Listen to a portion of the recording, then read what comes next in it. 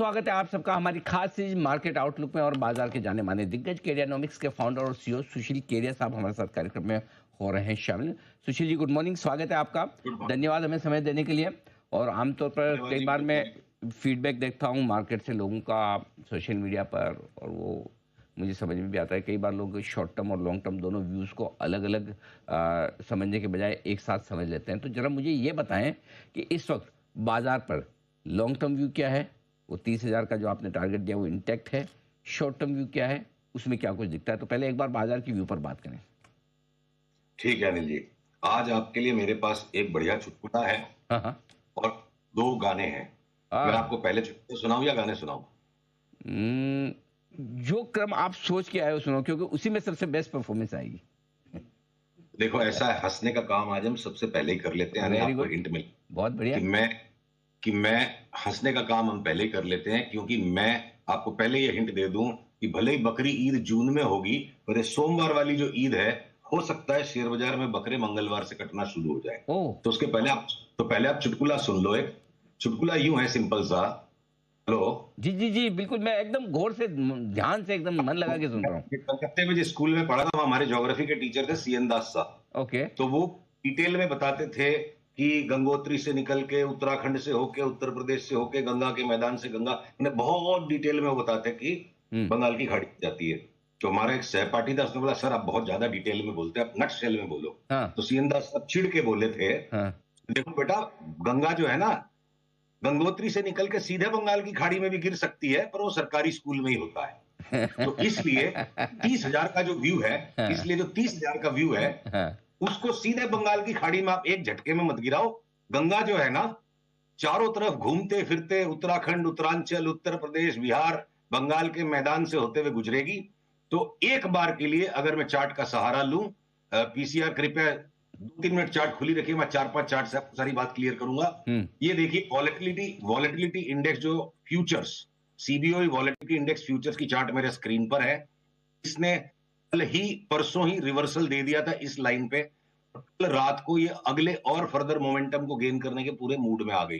तो इसका सारांश ये है कि भय का वातावरण पूरे विश्व के बाजारों में लौटने की बिल्कुल तैयारी पर है। और ऐसे में हमें ये देखना होगा।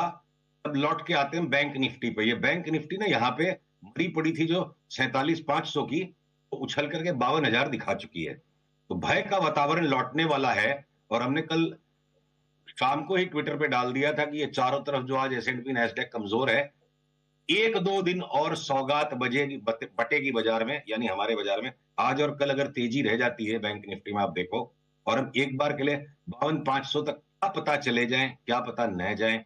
1-2 दिन की बात है, एकदम एक एक घंटे की फोरकास्ट आपको शुरू से नहीं दे सकता। हमारे निवेशकों को मिलती है, क्योंकि हम उनके साथ लगातार टच में रह सकते हैं। तो 52,500 से लेकर अभी तक की ये जो रेंज है, ये वापस कोई आश्चर्य मत कीजिएगा अगर 47,600 तक चली जाए। और लगे हाथ निफ्टी की चार्ट देखिए, इसमें हो सकता है कि एक बार 22,600 के नीचे न जाए। वो इसलिए संभव है कि निफ्टी में से जो आईटी के स्टॉक्स ने लेट मूवमेंट स्टार्ट किया है, जो रिलायंस ने लगता है कि अब अपना फाइनल मोटा बॉटम बना दिया हो, वो आईटीसी लीवर जैसे स्टॉक्स भी हैं। तो बैंक निफ्टी अगर पुराने लोग को तोड़ के 100-200 पॉइंट नीचे चला जाए और निफ्टी वहां पे परहेज करे कि मैं 22,600 के नीचे नहीं जाऊं, वो हम तब देखेंगे। ये संभव है। उसी तरह एसएंडपी और नैस्डैक भी अगर अपने पिछले लो से थोड़ा आसपास चले जाएं, तो बिल्कुल संभव है। तो सीएन दास साहब की बात पे एक बार के लिए मैं समेटूंगा कि गंगा जाएगी निश्चित बंगाल की खाड़ी में, गंगोत्री से निकल के, पर बड़ा घूमते फिरते आराम से अपनी मर्जी के साथ जाएगी। गंगा मैया के साथ साथ चलना पड़ेगा, गंगा को डुबो मत। बात तो आपने एकदम पते की कही कि कुल मिलाकर आपको टारगेट जो बड़े हैं वो आएंगे, लेकिन बड़े टारगेट के बीच में छोटे छोटे बाजार में कभी उतार कभी चढ़ाव वाले दोनों तरफ के ट्रेड भी मिलेंगे। तो आप नहीं, अपनी एक और नया लो भी दिख जाए अनिल जी, हाँ। तो उसके लिए तैयार रहना पड़ेगा। गंगा मैया है ये, मतलब आप इसको डिक्टेट नहीं कर सकते, आपको इनके बाजार के अनुसार चलना पड़ेगा। Correct correct. तो ये तो राय आपके लिए बाजार पर ब्रॉडली हुई है। अब आप जो दो गाने भी आप सोच के आए थे सर, तो जरा उसका क्या चलो वो मैं माहौल। बहुत ब्रीफ में बता दूं। देखो, मोहब्बत में भी और बाजार में भी दोनों गाने हर वक्त साथ में बजते हैं, एक दिल में बजता है, एक दिमाग में। बैंक निफ्टी की इस चार्ट को अगर दोबारा से पीसीआर दिखा रहा है, तो जो यहाँ नीचे से जो राइज आया तो गाना बज रहा था, लैला में लैला कैसी में लैला, हर कोई चाहे मुझसे मिलना अकेला, मैं अकेले कमा लूं। अच्छा। फिर अचानक से गाना चेंज भी हो जाता है, लैला तेरी ले लेगी तू लिख के ले ले। लैला ही है ये बाजार लैला ही है, पर ये दोनों गाने सुनती है। तो बस समझदारी इसी में, कौन सा गाना बजने वाला है उसके हिसाब से मूड बनाओ, सौदा वैसे बनाओ। अच्छा, वक्त वक्त पे आप अपना म्यूजिक के हिसाब से अपना स्टैंड चेंज कर लें। ये तो अब कुल हाँ जी, मिला के लैला तो लैला रहेगी, पर लैला जो गाना सुनाएगी हमको वही सुनना पड़ेगा, हमारी नहीं चलेगी। तो कुल मिला के ये है कि मुद्दे की बात है कि लॉन्ग टर्म टारगेट आपके 30,000 के इंटेक्ट है। शॉर्ट टर्म में हो सकता है 22,500 22,600 आ जाए, हो सकता है नया लो भी बने। करेक्ट? राइट। बिल्कुल। तो इसलिए इंडेक्स से बाहर निकल के, लार्ज कैप स्टॉक से बाहर निकल के, जहां पे रियली लॉन्ग टर्म पैटर्न मजबूत मिल रहे हैं, इस करेक्शन में भी अगर ये वर्कआउट हो जाता है, अभी तो 1-2 दिन तेजी है, उसके बाद अगर ये करेक्शन अगले मंगलवार से अगर वर्कआउट हो जाता है, तब भी इसका मतलब ये नहीं कि हम पोर्टफोलियो छोड़ देंगे। जिन चीजों के अंदर लंबे समय के लिए शुरुआत ऑलरेडी हो चुकी है, इंडेक्स भले एक बार वापस 22,600 जाए, जिन स्टॉक्स ने ऑलरेडी 47,000 बैंक निफ्टी वाले सेटअप्स और पैटर्न्स कंप्लीट कर दिए, हमारी शॉपिंग उनमें हो सकता है गिरते बाजार में भी जारी रहे, माल नहीं छोड़ेंगे।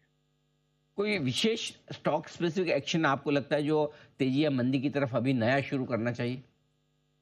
सॉरी अनिल जी, प्लीज दोबारा रिपीट कीजिएगा। कुछ नया एक्शन तेजी या मंदी की तरफ किसी भी स्टॉक में लेना हो, कोई ऐसा इस वक्त आपको लगता है, या वही पुराने ट्रेड कंटिन्यू करने चाहिए?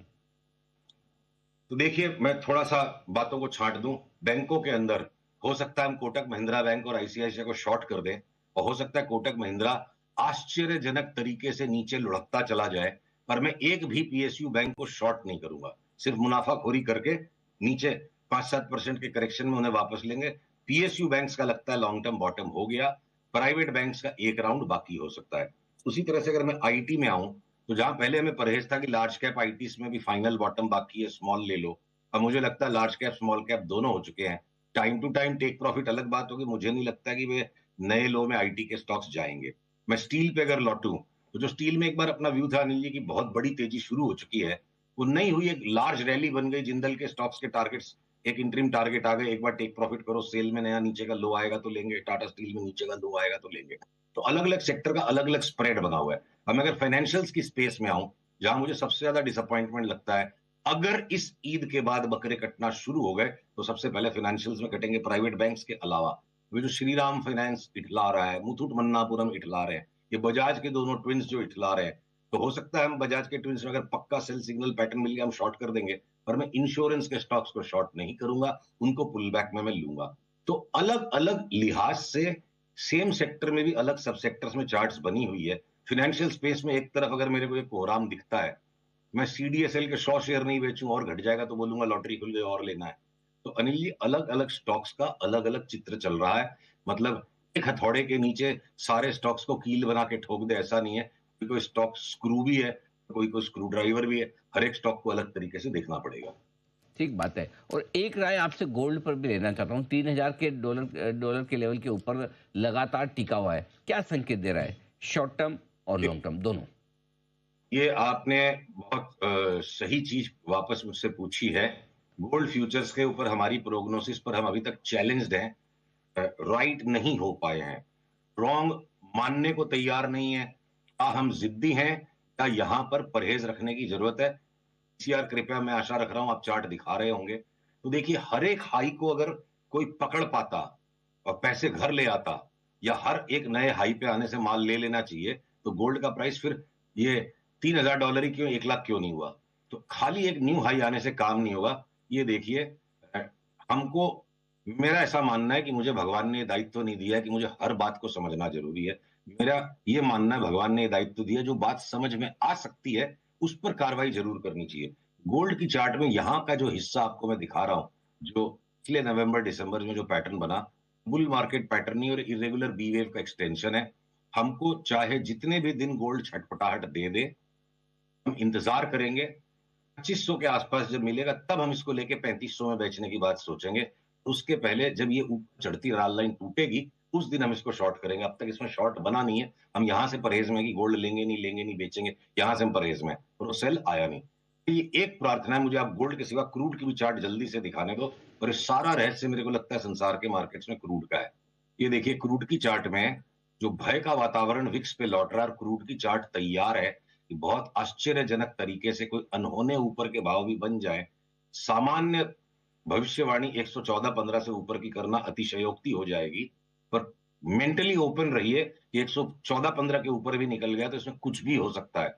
तो क्या ये संसार तैयारी कर रहा है कि ईरान और इजराइल का तमाशा दोबारा लौटेगा या कोई और बड़ा जियोपॉलिटिक्स लौटेगा? सबका ध्यान ट्रंप जी के ऊपर लगा हुआ है कि वो क्या कर रहे हैं। तो मुझे लग रहा है कि जो स्मार्ट मनी है संसार का, चार्ट्स बता रही हैं बियॉन्ड ट्रंप भी संसार बड़ी चिंताओं को वापस निर्मित कर रहा है। इसलिए यहां बड़ा सावधान रहने की जरूरत है।